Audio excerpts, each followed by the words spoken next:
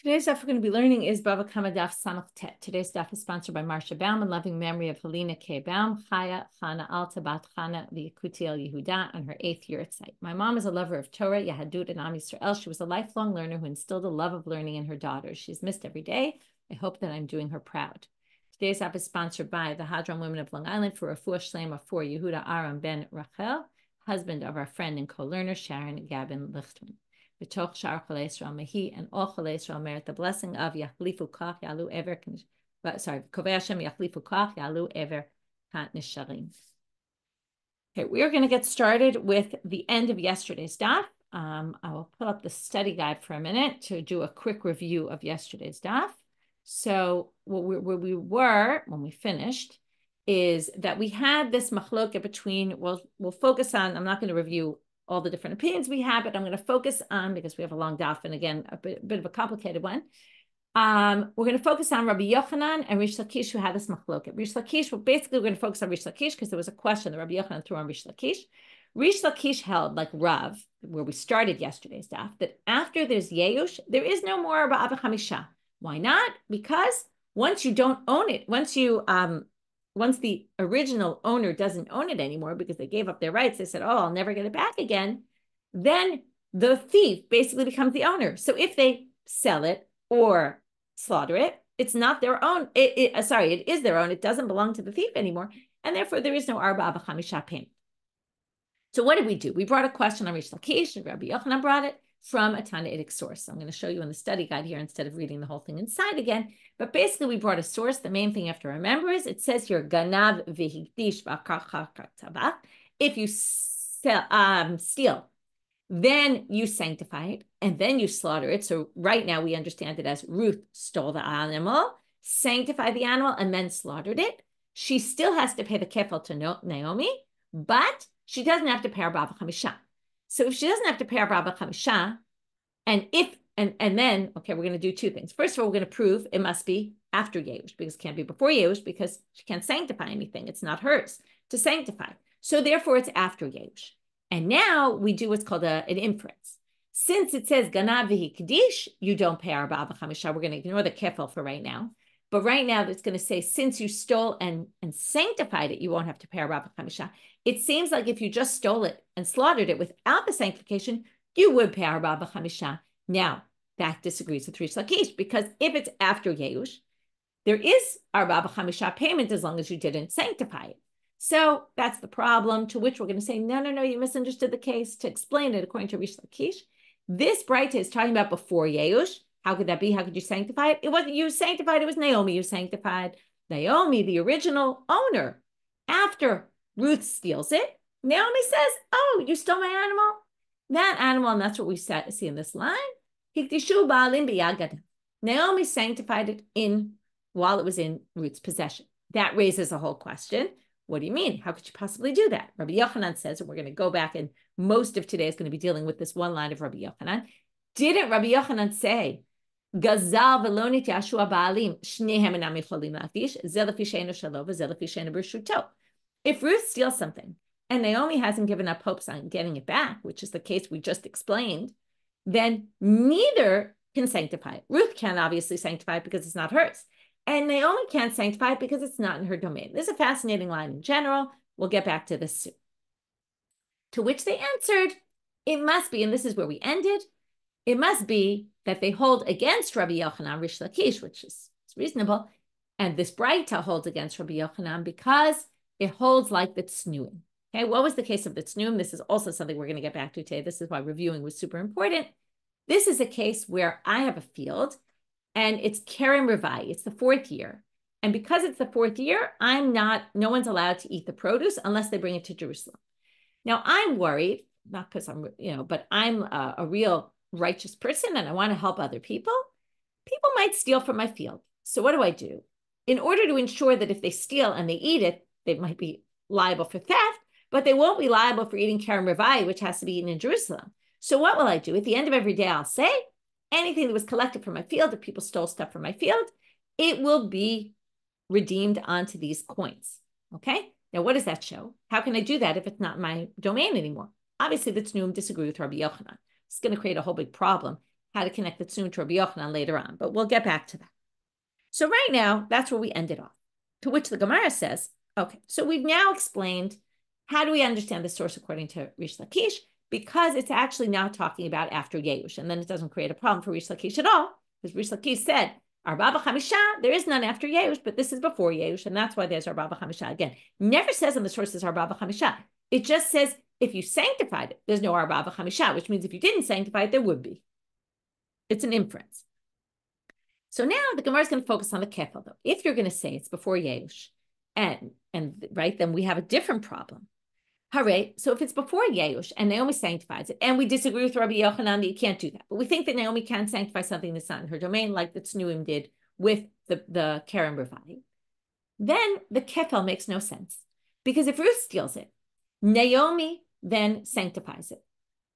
And then, well, we don't really care about the rest, that Ruth then, slaughtered it. But what's the problem? How can Ruth be liable for kefil?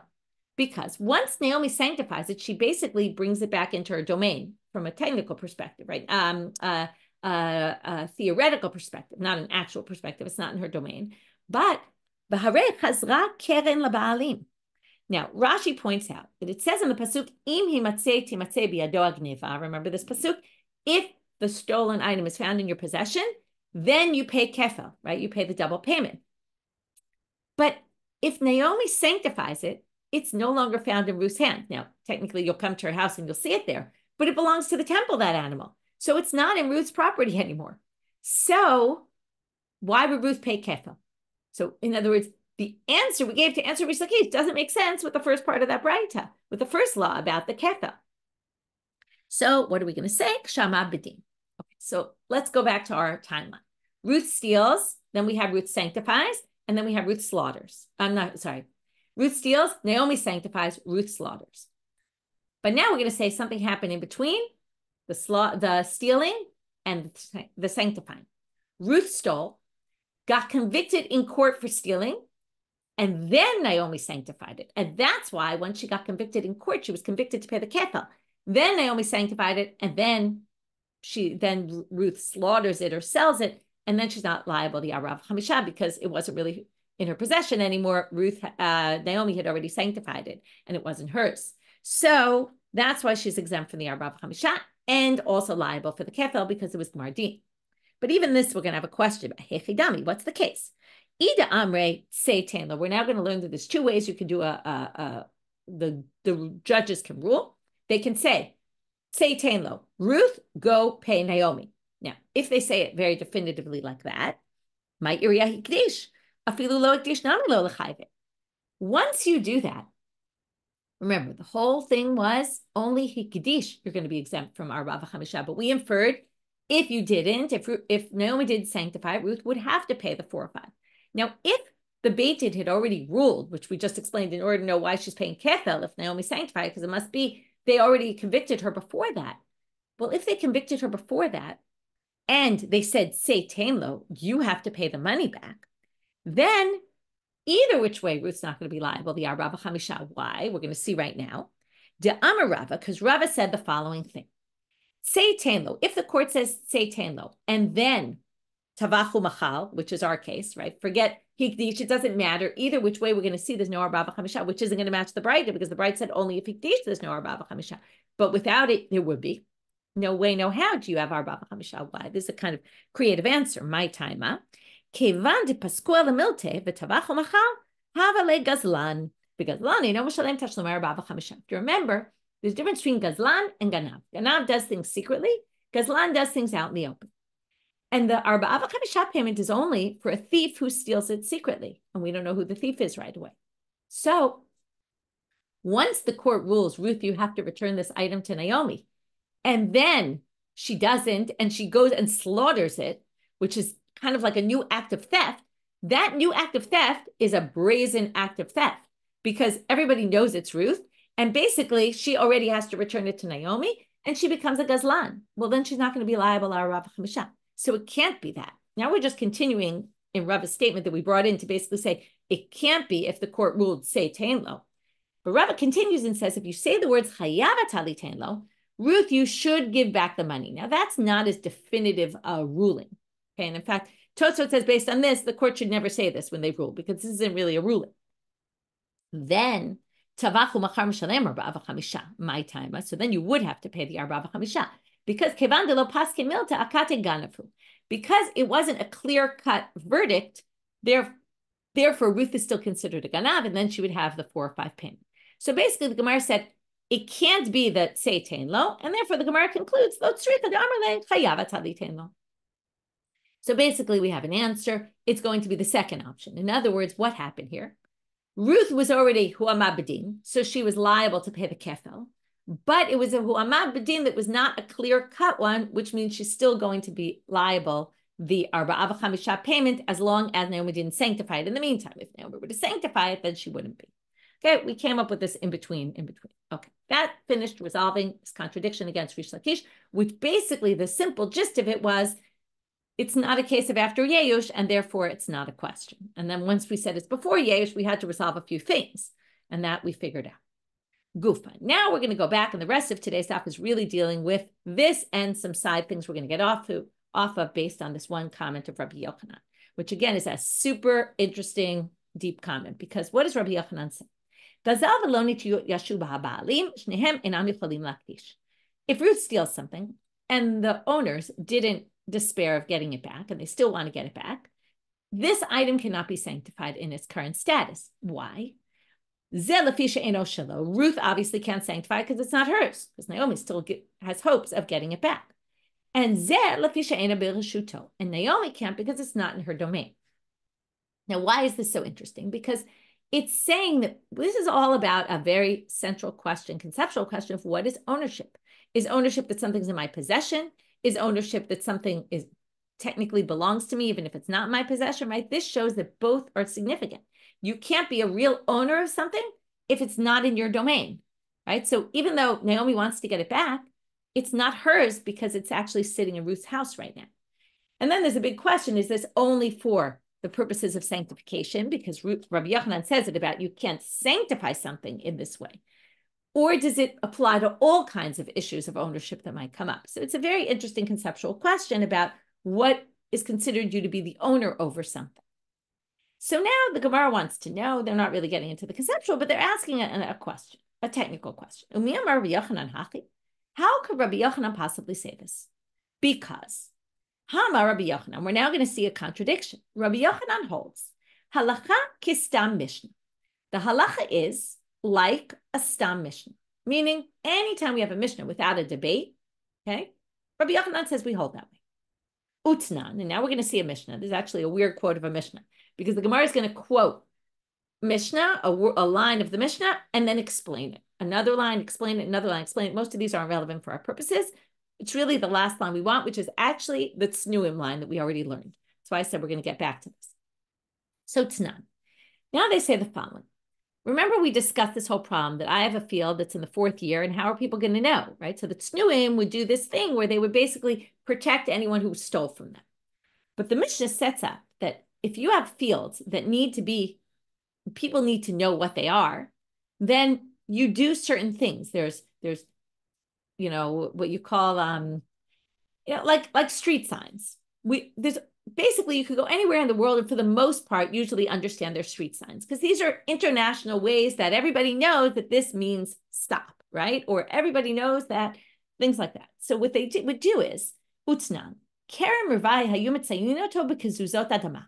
They would put mounds on the field, mounds of dirt, and that would be a sign that it's in its 4th year and that the fruits can only be eaten in Jerusalem. Now they stop from the Mishnah and they explain what do mounds of dirt have to do with neta, right? Kerem revai, that's the 4th year of the vineyard. Simana ki adama, because it's reminding you of dirt. What do we know about soil? Ma adama ika hana amine. Now, soil you can benefit from, but you have to work it. A mound of dirt isn't very useful until you plow it, you plant in it, and something grows. Af hainami ki mifrak shari litanui. Likewise, this field, you can benefit from it, but only if you do something to it. You have to work to do it. You have to redeem it onto a coin, and then you can bring it to Jerusalem, and then you can benefit from it. Or you can actually benefit from the fruits once you redeem them on the coin. But you have to redeem them on the coin. You have to do something. That's the mound of dirt sign. Next, going back to the Mishnah, Shel Orla, if it's the third year where you're not allowed to eat the fruits at all, and they're totally forbidden to benefit from no matter what you do, B'charsit, they would use shards because, the Gemara explains, Simana kecharsit, macharsit she'en hana amine, apai delebe hana amine. You can't benefit from shards. They're not very useful. I mean, it's true. We've seen sometimes they would use a shard to cover something, but for the most part, shards are not very useful. Shards of earthenware vessels. Can't really do anything with them. So likewise here, you can't do anything with these fruits. Now, these were ways that people would know this is what your field is full of. Shel kvarot, well, if there were people buried in your yard or in your property, which sometimes happened, then you would put seed, limestone. Now, this was so the Kohanim would know, because Kohanim are not allowed to go where there's a body buried. So they would use limestone. Why? Simana dechiver katzamot, because limestone is white like bones. So it's a sign that white bones are there. And not only that, back to the words of the Mishnah, they would mix more water with the limestone and pour it on. And again, the Gemara now, so it would even be more white. Okay, to have a very white sign, so it was very clear to everybody what was here. This is a favorite line of mine. These signs that you would have to make on your fields were only in the Shemitah year, because what happens in the Shemitah year?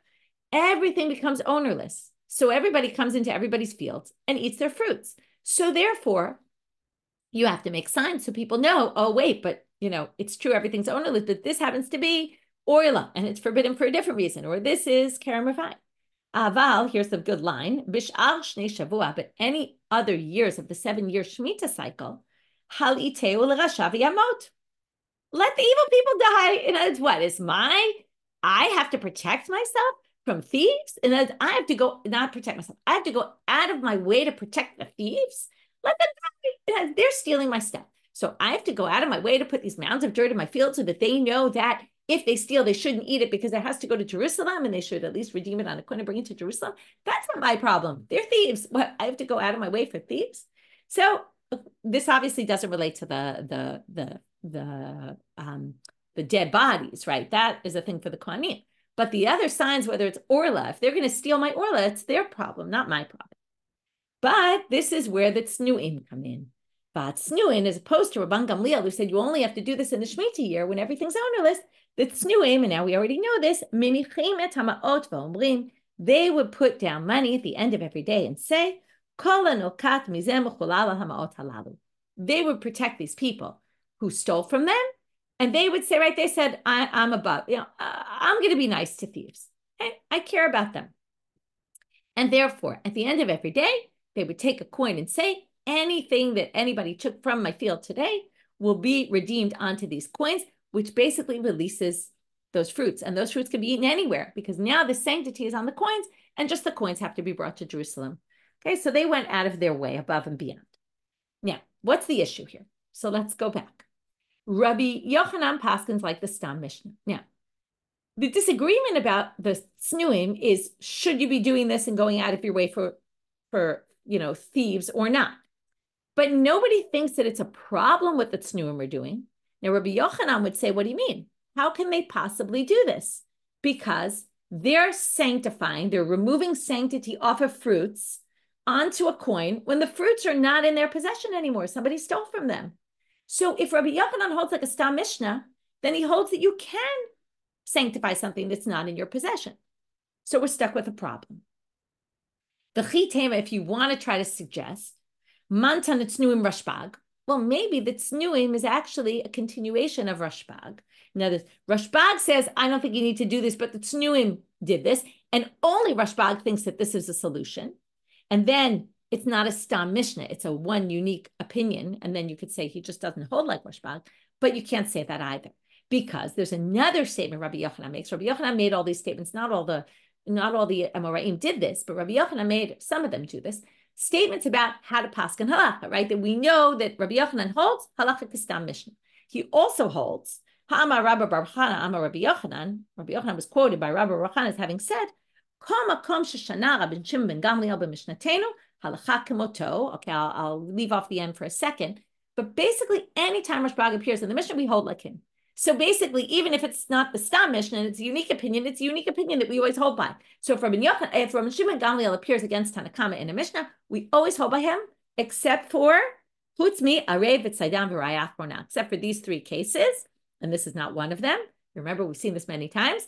Arev is if you you have a guarantor on your loan, and let's say you have money to pay it back, can the person, if you made this agreement that you can go to, you can collect it from anyone you want, can they go straight to the guarantor, or can they only do that if you don't have the money to pay for it? Okay, that's the first machloket. The second is, what if there's a get given on condition, and there was a maaseh in Saidan where this happened, and that's why it's called Saidan.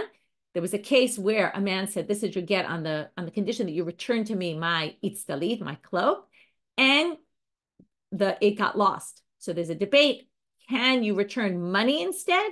Or is this get never going to be a valid get because you had to return, you said itztalit, and right, Rashbag is the one who actually says only if you have the itztalit, and if not, the get is not a get. And Rayach Rona is when if you tell me bring witnesses to court to prove your point, and I say I don't have witnesses, or bring a proof and I don't have a proof, and then I come back later and I say, oh, here I have witnesses, oh, here I have a proof. Do we think you're lying because you said originally you don't? Rashbag says, what do you mean? You maybe didn't have, maybe you couldn't find witnesses then, and then you found witnesses. So we do believe you. Just because you said you didn't have it, you were lying at the time, you didn't have, now you found. Or you didn't have a proof, now you found a proof. So Rashbag would accept it. The rabbi said we don't accept it. We actually hold like the rabbis in that case. Okay, so anyway, only in these three cases we don't hold like Rashbag. Otherwise, we hold like Rashbag, so we're stuck. Because no matter what, whether we say it's Rashbag or whether we say it's a Stam Mishnah, and everyone agrees with this, Rabbi Yochanan should pascha that way.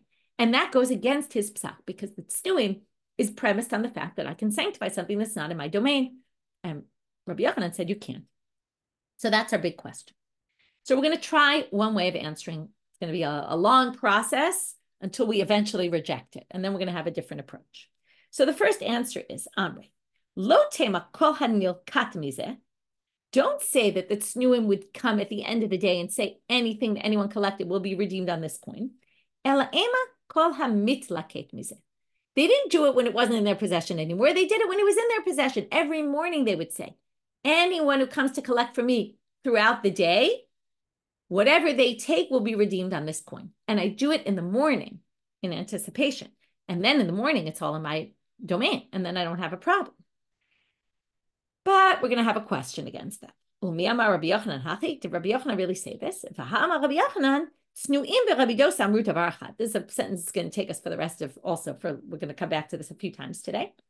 Rabbi Yochanan said that the tznuim and Rabbi Dosa, we don't know yet, Rabbi Dosa said the same thing.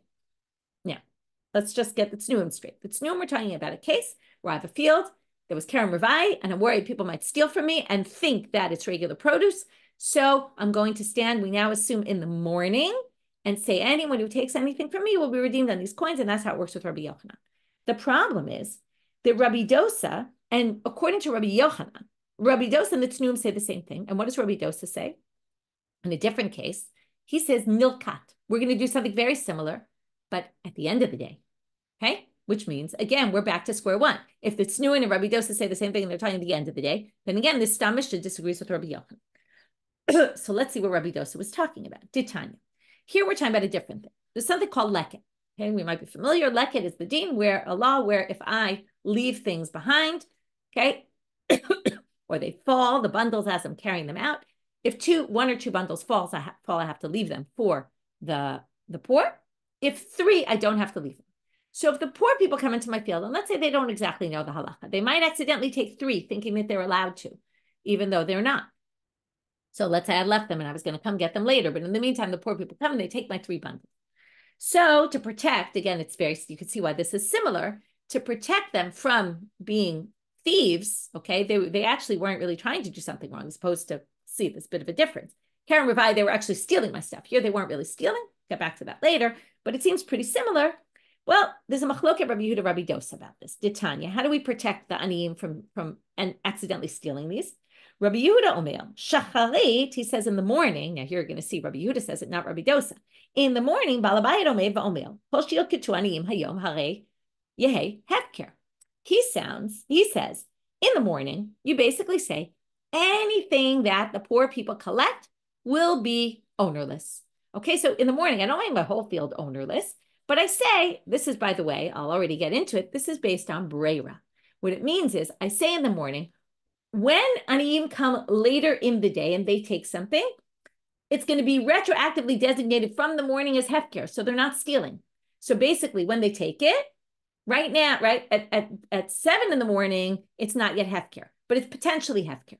As soon as they come into my field and pick it up, if they took something they're not supposed to take, it automatically becomes hefker from the morning. That's called breira, retroactive designation. So Rabbi Yehuda says, you can do that. Okay, that works. Rabbi Dosa, he says, no, I have a better solution. That doesn't work because we don't hold by breira, let's say. Maybe that's why he disagrees.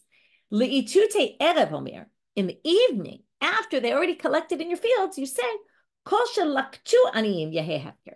Anything the poor people took today will be hefker. Now, he says you can only do it at the end of the day. Once they take it, you can say this is hefker. Now, this is based on, right? This goes against Rabbi Yochanan, because this says you can do it only at the end of the day. And now, what's the real problem? Well, Rabbi Yochanan said that the tznuim, and Rabbi Dosa said the same thing. Rabbi Dosa was talking about evening. And we tried to explain that tznuim we're doing in the morning to make it fit with Rabbi Yochanan. And then the Stam Mishna fits with Rabbi Yochanan and all as well.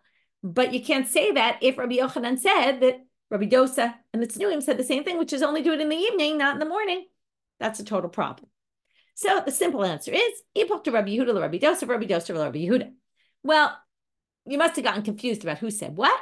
Switch Rabbi Dosa and Rabbi Yehuda with each other and say that Rabbi Yehuda is the one who says you do it in the evening. Rabbi Dosa is the one who says you do it in the morning. And then that works perfectly because then the tznuim and Rabbi Dosa are both talking about the morning and you're not sanctifying anything that's not yours because it's in your possession at the time. No one took it yet. It's in the morning. So now the Gemara asks a question, which is going to lead us to another question, which is going to lead us to say that we can't really do this. But for right now, it's going to look like it's working well. So now they say, Aman apach matnita. If you're going to switch something, why did you say Rabbi Dosa, Rabbi Yehuda are switched? Why don't you just say simply, Rabbi Yochanan ve'emat tznuim for Rabbi Yehuda root of arachat? There's two ways to do it. Either switch Rabbi Yehuda, Rabbi Dosa, or switch what Rabbi Yochanan said. Rabbi Yochanan said that tznuim and Rabbi Dosa said the same thing. Just say that tznuim and Rabbi Yehuda said the same thing. And then it will be that tznuim we're talking about the morning, Rabbi Yehuda was talking about the morning, and you don't have to switch who said what in the Breita. So they're going to say there's a very simple reason why we wanted to switch the words in the Breita, because we have a different motivation going on here. It's not just Rabbi Yochanan and his contradiction, this problem, it's another contradiction. What is that? There's no way that we don't switch this Breita. It must be, can't be that Rabbi Yehuda says what we think he says, because well, okay, I'm going to pull up the chart again and I'll show you here what we're talking about. You can see it inside.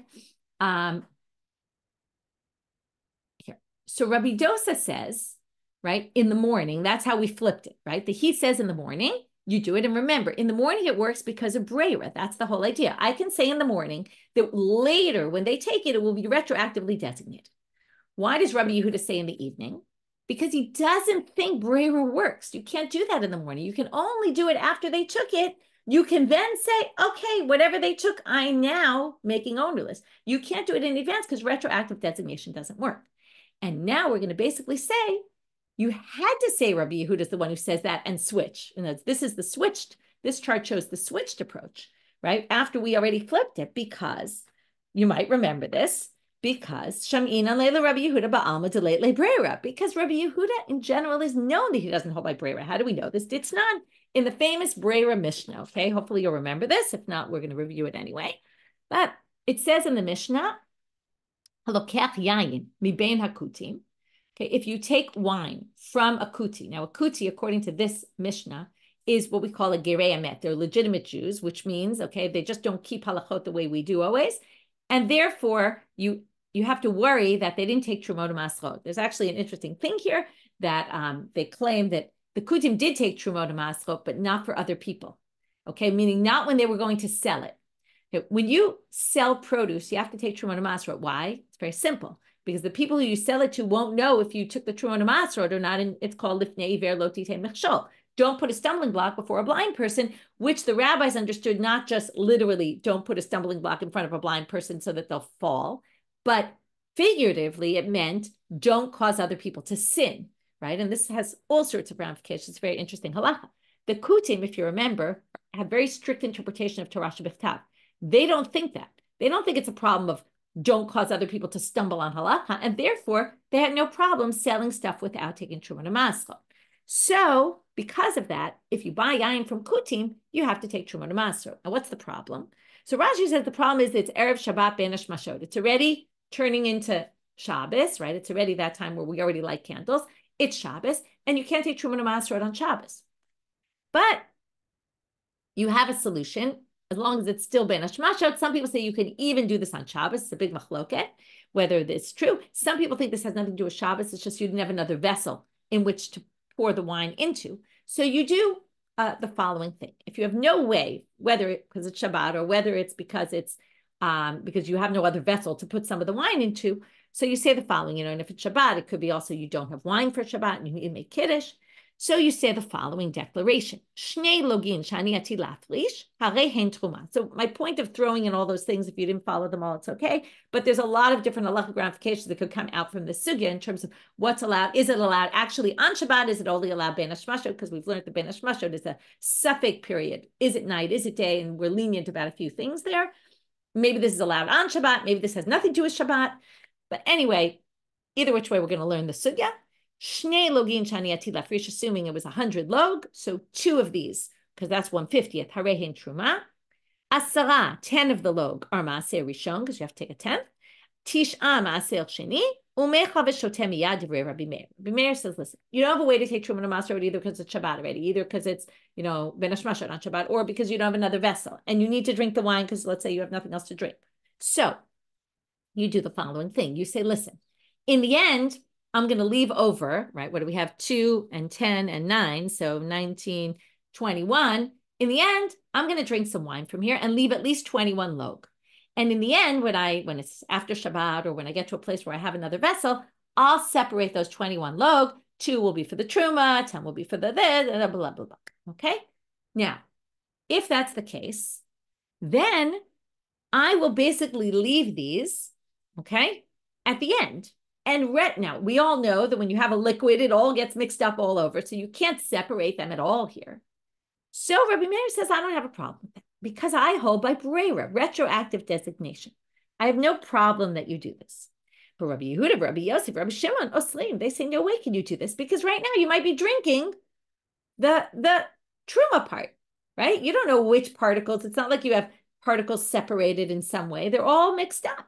You can't do retroactive designation. You can't say later when I leave over X, that will be retroactively designated as if it was the truma. Okay, yes, you're pointing out that the whole debate about what this debate is about, and some people say maybe it's that we're worried the kli is going to break, or we're not worried about it. But right now they don't quote that part, and they just say here very simply, Rabbi Yehuda doesn't hold by brera, and therefore that's what motivated us to say there's no way Rabbi Yehuda said what we thought he said, that you get up in the morning and say it, because that's based on brera, and he doesn't hold by brera. So therefore, we switched it. So now we're okay, because, okay, in a minute, we're not going to be okay. But right now we're okay, because what have we done? Let's just go back.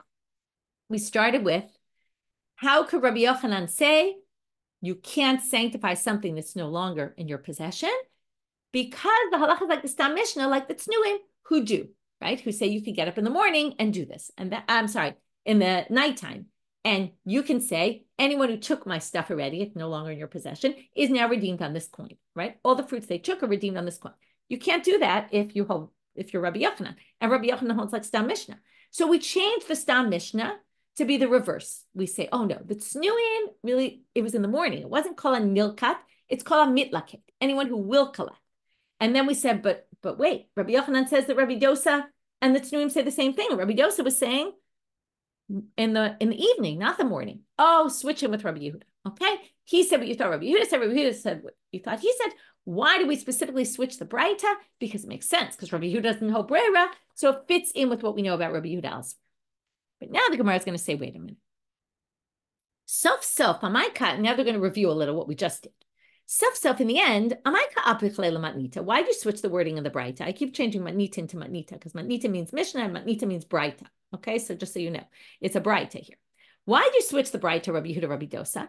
Mishum de kasha de Rabbi Yehuda. That's just a review. Why do we do it? Because Rabbi Yehuda about Brera contradicts what he says about the issue of the poor people coming to do the leket in my field. So hashtanami kasha de Rabbi Yochanan. But wait a minute. If we say that Rabbi Yochanan holds like Stam Mishna, and the Stam Mishna is you come in the morning and you do it, because he holds you could do Brera. That's basically what we're saying. He holds like Rabbi Dosa that there's no problem to do Brera. But, right, to Amar, Rabbi Yochanan lo tema kol nilkat, ela ema kol mitlaket, say you do it in the morning.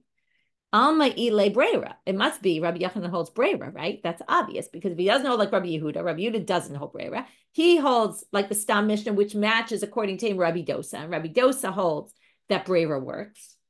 How Rabbi Yochanan lately Brera? But wait, we know from some other statement of Rabbi Yochanan, this is going to basically knock out everything we've said. Because he holds you don't hold by Brera. Where do we know this? Well, the Amar of Asi, Amar Rabbi Yochanan, ha'achim shachaku lekuchoten. Also, we've seen this before. When brothers divide up the possessions of their father, it's as if they purchased the rights from the other brother. Okay? And therefore, what's the relevance of this? So if we divided up the land, all our siblings, we divide it up. It's as if I purchase from you and you purchase from me and all that. We all purchase from each other. We're all brothers. That means in the Jubilee year, anytime you purchase land, it goes back to the original owner. So at the end, when the Jubilee year comes, all our divisions go back to the original, and we can now redivide up. I can claim rights. I want a different piece of land. That's Rabbi Yochanan. Now, if you hold by Brera, what would happen? You would say that when the father died, right, we all equally owned. This whole din of Rabbi Yochanan is the fact that we all equally owned it. And then we divide it up, so we each purchase from the other. If you hold by Brera, then once we divide up the land, it's as if it went straight from my father to me, which means that it's not land I purchased, and which means that it wouldn't go back in the Jubilee year. But he doesn't hold that way, because he obviously doesn't hold by Brera. So you can't do this. Okay, so this whole answer doesn't work, because you can't possibly say, Ela la'olam, you have to say kol hanilkat. The Rabbi Yochanan, when he holds by, the Stam Mishnah must say kol hanilkat.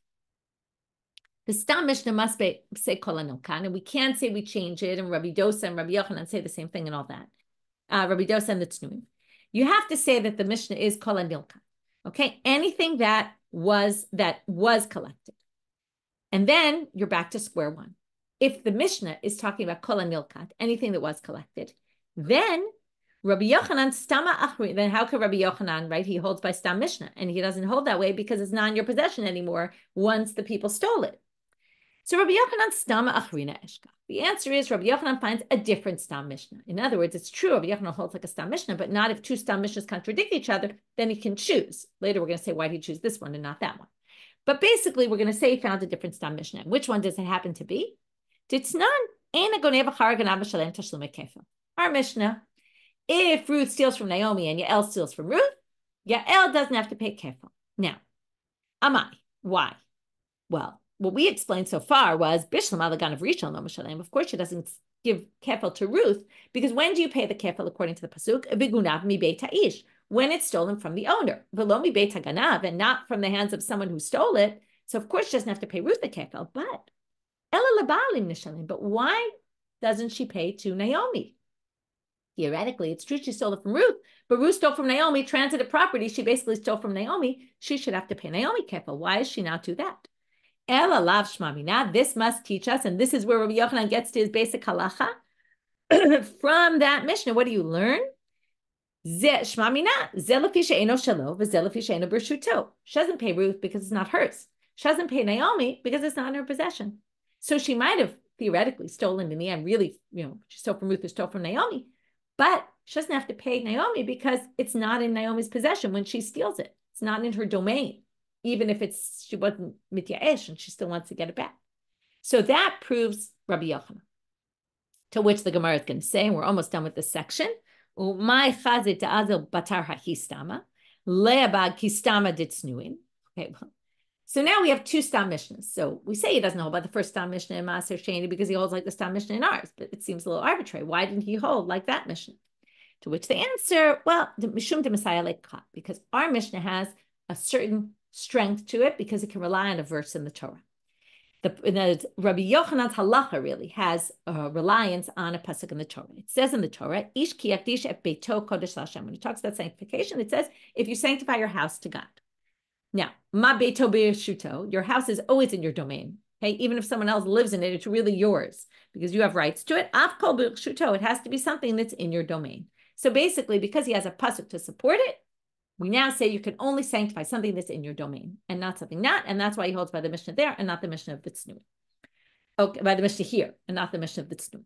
Okay, that was a long-winded way to get to a pretty simple answer. Now we're going to end with 3 different statements about this line of Rabbi Yochanan. We're going to go back to Rabbi Dosa, and the tznuim said the same thing. And each of them is going to start off. It's going to be Abai, Rava, and Ravina, and they're each going to say, if you didn't say that they hold the same thing, I would have thought to distinguish somehow between the cases. Remember the cases. Tznuim talked about in Kerem Revai, right? I have a 4th year and I'm worried about people stealing from my field. And the other is about aniyim, poor people coming to collect things in my field, and we're worried that maybe they'll take too much by accident. So the first one's pretty straightforward. Amar Abai, Ilata Amar Rabbi Yochanan, tznuim Rabbi Dosa, Amruta Barachad. If he didn't say they hold exactly the same thing, Havamina, I would have thought tznuim ilay de Rabbi Dosa. The tznuim who hold that you do it with the thieves would obviously say you do it with the poor people. But Rabbi Dosa lele de tznuim, but he wouldn't agree that the tznuim should do this. Why? Tznuim ilay de Rabbi Dosa. So back to the beginning, the tznuim would agree with Rabbi Dosa. Uma beganav avdu Rabbanan takante. If they made a takana to help thieves that they don't accidentally eat the wrong thing, anim tzricha lamemar. Of course, we're going to help people who are poor and are just making mistakes when they collect. But Rabbi Dosa would not hold by the tznuim for the exact same reason. Aniyimu, he said it by poor people. Aniyimu the avdu Rabbanan takanta. The aniyim are the ones who the rabbi said, let's protect them. So make the following declaration that anyone who takes anything from you today will be hefker. Aval ganav lo avdu Rabbanan takanta. But the ganav, sorry, the end of the day, right? Right. In the end, we said Rabbi Dosa says the end of the day. But ganav lo avdu Rabbanan takanta. But for the ganav, right? The rabbis didn't make this takana. Amoraim. Ilav da Rabbi Yochanan tznuim Rabbi Dosa Amruta Barachad again starts the same way. If they hadn't, Rabbi Yochanan hadn't said they say the same thing, I would have said Hava Amina Mantan tznuin Rabbi Meir. I would have said that tznuin is actually Rabbi Meir's opinion, not Rabbi Dosa's opinion. Why? And then again, I wouldn't have been able to learn from there to the leket case. Okay, why is that? The poor people case. Lav Amar Rabbi Meir. Okay, you have to go back to something else. Maaser Mamon Gavoa. Rabbi Meir holds there's a big debate about Masser Sheni, and then it would be the same about Kerem Revai. Is it my own or is it belonging to God? Because in the end, I have to bring it to Jerusalem and eat it. So perhaps it's sanctified to the sense that it's really money that belongs to God. There's another halacha you need to know, which is if I redeem my Maaser onto, right, my fruits that are supposed to bring Masser Sheni to Jerusalem, I redeem it on a coin. I have to add a chomesh, a fifth, which is really a quarter of the value. But I don't have to do that if I redeem your fruits. If it's not my own fruits, I don't have to redeem them. Now, what does it mean to be my own fruits? If anyway, they belong to Gavoa, according to Rabbi Meir, they belong to God, then they're not my own fruits anyway. So comes the Gemara and says, Rabbi Meir says, Maaser Mamon Gavoa, who belongs to God. Va'afilu haki, and despite that, le'inyan padia ukma rakmana birshute. When it comes to redeeming it, the Torah called it as if it's my own. It's not really my own, but the Torah calls it my own. How do we know that? Because the Torah makes this distinction between my own maaser and other people's maaser. If a person redeems their own maaser, now it's not my own because it belongs to God, but it's still called my own. You have to add the fifth. So karya rachmana masro umosif chomesh. So the Torah calls it as if it's mine. Kerem Revai nami gamar kodesh kodesh mimaser. And Kerem Revai is learned out from Gzera Shava from maaser. You'll say the exact same thing. Ktiv hacha kodesh hilulim uktiv gabe maaser. Okay, so Kodesh appears by Maaser. Kodesh appears by this, by Kerem Revai, and Ma Kodesh Tichtiv Gabe Maaser Afal Gav de Mamon Gavoa. So again, even though it's Mamon Gavoa, it's still considered my own. Le'inyan Pedia Ukme Rachmana Birshute. Right, when it comes to redeeming it, they call it mine. Af Hai Kodesh Nami Tichtiv Gabe Kerem Revai Afal Gav de Lav Mamon Dide Le'inyan Achule Ukme Rachmana Birshute. They say a very smart thing. So the Kerem Revai also theoretically is not mine. It belongs to God, but yet they allow me to redeem it and they call it my own. So likewise, when someone takes it from me and it's no longer my reshut, I should still be allowed to redeem it, because in general, when it comes to the redeeming, it let me redeem something that's not really my own because it's God's. Likewise, if you take it from me and steal it, it's not really, I'm allowed to still redeem it. But, right, right? So even if it's in my possession, it's not really in my possession, and yet God, the Torah lets me. And that's why this whole thing works, that the tznuim would do. But you wouldn't say the same thing when it's leket. Why? Because abal gabe leket kevandim mamone didei, the leket is just mine. It's not mamon gavoa. And there's no pasuk which basically says something that's not mine becomes mine anyway. So therefore, you would say ki ita bereshute hu dematzi mafkerlehu. Ki leite bereshute lo matzi mafkerlehu. You might have said that Rabbi Dosa and the tznuim don't say the same thing, because the tznuim is a unique law by something that's sanctified. Even though it's sanctified, God gave me the rights to redeem it, which means I have kind of extra power to redeem than I do in other ways. In the leket, where it's not, it was mine to begin with, and yet things that are mine, I don't have the power to sanctify in general. So maybe you would think that Rabbi Dosa and the tznuim aren't saying the same thing, because they wouldn't, even if you say it by the tznuim, you wouldn't necessarily say it by the leket. This is, by the way, the reverse of the previous. The previous said if you say it by the poor, obviously you'll say it by the thieves. But this is a different logic. Last one for today. Amar Ravina, Ilavd Amar Rabbi Yochanan tznuim for Rabbi Dosa Amruta Barachad, Hava Amina Mantanat tznuim Rabbi Dosa. If you wouldn't have said, now this is a funny one, if you didn't say that tznuim and Rabbi Dosa say the same thing, which basically means there's tznuim and there's Rabbi Dosa, and that means there's two people, and that already makes it a popular opinion because it's not just one person. But I would have thought that the tznuim is Rabbi Dosa, and then it's only really one opinion. This is like you get information and you don't know how valid the information is. Well, if you get it from a person who got it from that person, that doesn't tell you two people heard this, because it's not, right? The one is just getting it from the other. That's basically what we're saying. It would give it less strength. So the fact that he says Rabbi Dosa and the tznuim say the same thing means there's two different people who hold the same thing. But I would have thought maybe it was only Rabbi Dosa. And then what would that have resolved for me? And then I wouldn't have said this is a stam Mishna. I would have said this is a unique opinion. It's a one-person opinion, and then it's not a stam Mishna. And not everyone agrees. This is what we tried to do in the beginning and say maybe it's only Rashbag. And then we said, well, it doesn't help us because he always holds like Rashbag anyway. But if it's Rabbi Dosa, then you wouldn't have had a question in the first place. You would have just said, this is Rabbi Dosa, and therefore, the tznuim is not a question on Rabbi Yochanan. It's not a stam Mishna. Because again, stam Mishna means it's agreed by everybody. It's not a unique opinion. For Rabbi Yochanan, kistam yapidai lo amal, and Rabbi Yochanan doesn't say things like a stam person. So, but we can't say that because Rabbi Yochanan said they both say the same thing, which means there's two people saying it, and then kind of the point being that this is a more agreed upon opinion, and it becomes a stam Mishnah.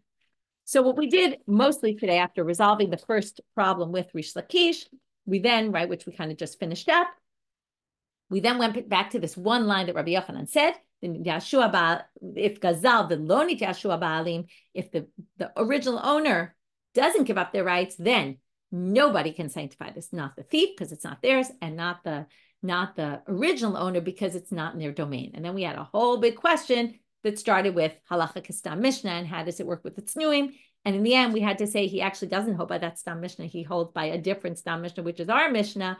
And they infer from our Mishna how we get to that, because it explains why the thief who steals from the thief doesn't pay the kefil to the original owner because it's not in their domain, and that matches Rabbi Yochanan. And then we got off on this tangent of, right, first of all, why did he choose that stam Mishnah over that stam Mishnah? For that, we brought a pasuk that strengthened it, and then we brought these three lines. If he hadn't said this line with it in the middle, we got to about Rabbi Dosa and the rabbi saying the same thing, and the tznuim saying the same thing, we might have come to other conclusions and thought to distinguish between the cases, or not even had the question in the first place. Okay, with that, we finished today's a bit of a confusing daf, but kind of organized in the end as it is. So wishing everybody a good day, hoping for good news, and an early wishing of Chodesh Tov, which starts tonight.